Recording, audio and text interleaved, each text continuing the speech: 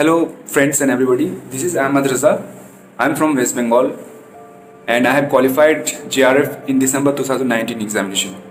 I've done my graduations and masters from Jawaharlal Nehru University and now doing PhD in the English and Foreign Language University, Hyderabad. So basically, I have qualified JRF in third attempts. Okay. So yeah, basically today I will talk about second paper, not first paper. First paper के लिए I will make a separate video.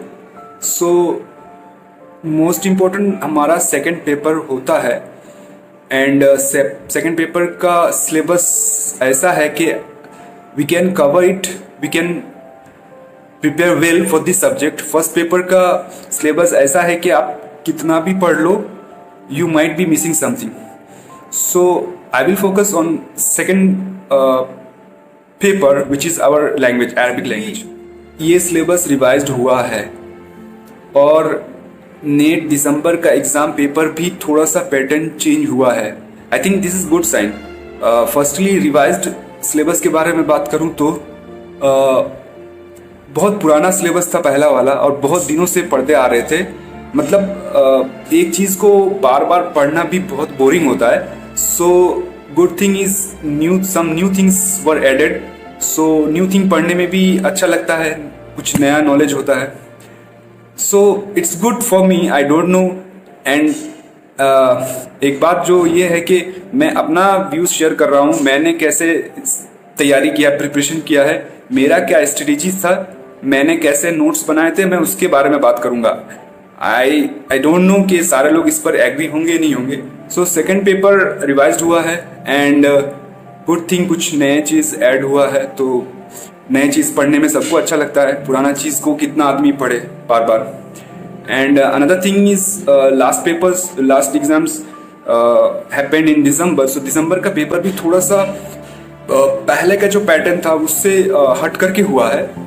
तो it's not like जो आप preparation करके गए हैं एकदम वही सब आ रहा है. कुछ ट्रिकी टाइप के क्वेश्चंस थे इस बार जो आपको मतलब वहीं पर बैठ करके सॉल्व करना होता है. ऐसा नहीं कि कुछ आप रट करके आए हैं उससे होगा. आपको अपना दिमाग यूज करना है, आपको एलिमिनेशन प्रोसेस का यूज करना है. उससे बहुत सारा क्वेश्चन सॉल्व हुआ था, मेरा भी. एंड अनदर थिंग, पुराना सिलेबस के बारे में ये था कि जब एक सिलेबस बहुत ओल्ड हो जाता है तो उसके बाद उसके क्वेश्चंस बनने मतलब मुश्किल होता है. लास्ट में ऐसे क्वेश्चंस जो बहुत ही मतलब रिडिकुलस टाइप के क्वेश्चन होते हैं, जैसे पूछा जाता था बहुत बार ऐसे करके कि फलां पॉइंट्स की साली का नाम क्या है, समथिंग लाइक दिस. वेरी मतलब जिसका लिटरेचर से कोई कनेक्शन नहीं है, but still they have to make question papers and इस टाइप के क्वेश्चंस आते थे. तो गुड थिंग ये कि अब ऐसा क्वेश्चन नहीं आएगा. तो इस टाइप का क्वेश्चन को पढ़ने की जरूरत नहीं है.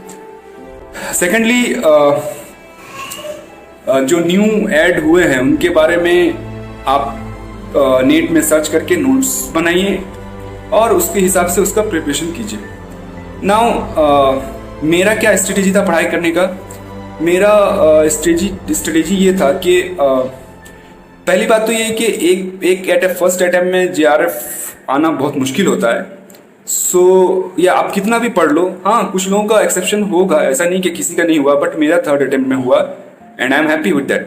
सो आपका पहला अटेम्प्ट बहुत अच्छा रहता है, आप बहुत अच्छा प्रिपरेशन करके जाते हैं. उसके बाद उस पढ़ने का level next second third fourth में कम हो जाता है.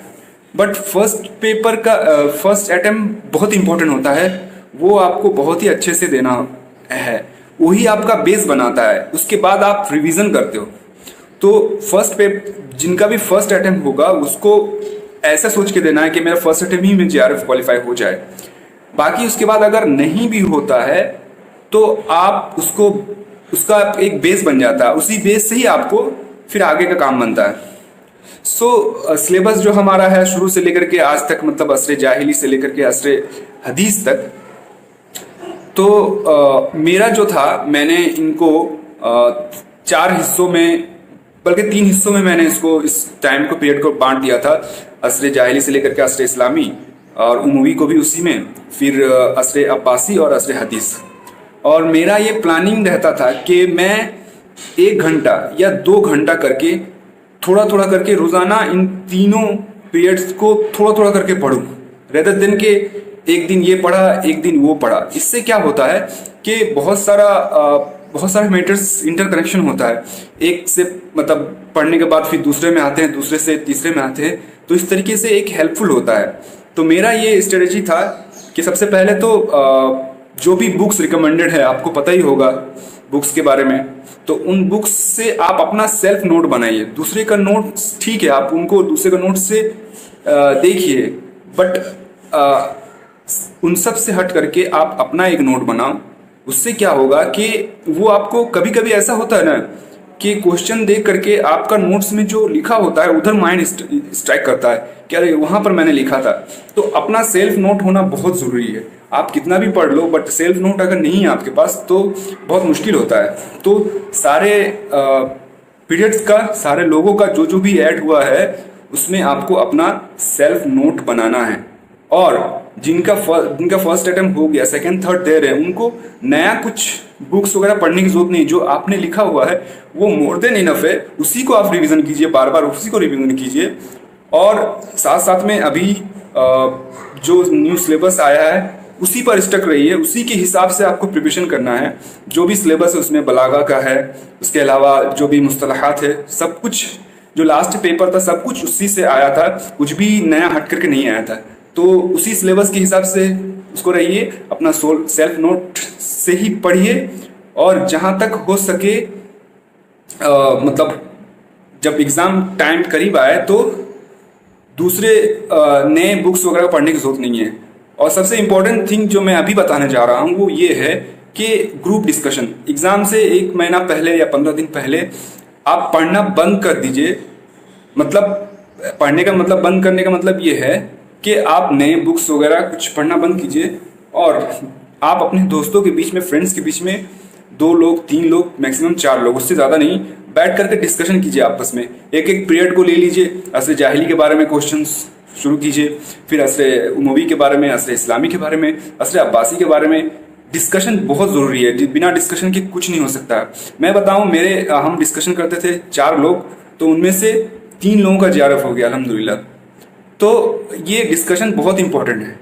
उसके साथ ही मेरा और एक प्लानिंग रहता था इस UGC नेट के बारे में कि एग्ज़ाम से लास्ट कुछ दिनों से पहले हम 4 लोग या जो भी हैं आपस में ये डिसाइड करते थे कि तुम एक 100 क्वेश्चन का पेपर बनाओगे।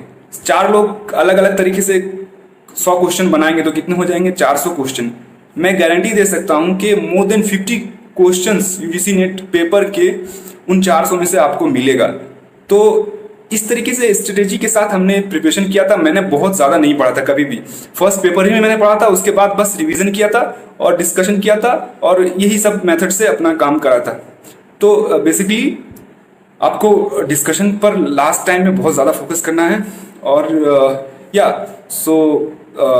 आप पेपर देते रहें, ऐसा नहीं कि आपका नहीं होगा। First attempt, third, second, third, इंशाल्लाह कभी ना कभी मतलब within 2nd to 3rd attempt में आपका जरूर नेट क्वालिफाई होगा। So wishing all the best for every aspirants who are appearing in the next exam. So thank you very much. Revision किया था और डिस्कशन किया था और यही सब मेथड से अपना काम करा था। तो बेसिकली आपको डिस्कशन पर लास्ट टाइम में बहुत ज़्यादा फोकस करना है। और आप पेपर देते रहें, ऐसा नहीं कि आपका नहीं होगा। First attempt, third, second, third, इंशाल्लाह कभी ना कभी मतलब within 2nd to 3rd attempt में आपका जरूर नेट क्वालिफाई होगा।